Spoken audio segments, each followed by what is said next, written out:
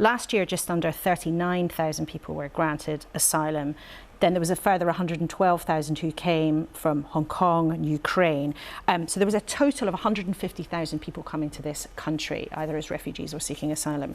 Do you think that number is about right, or is it too high?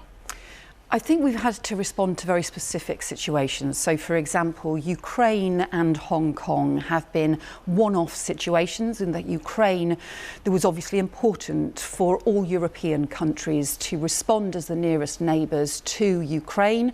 And we did so, many families across the country took in Ukrainian families. We've done so ourselves. And that, I think, has been important.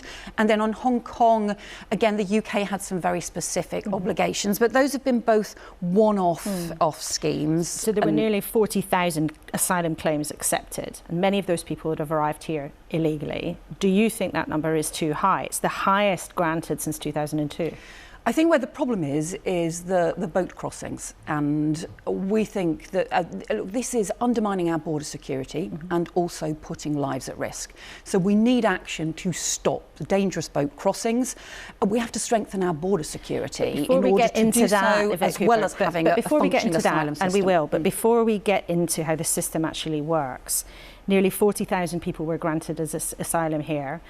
That is, as I said, the highest number granted in a year since 2002. On a matter of principle, is that too high, or are you comfortable with that number?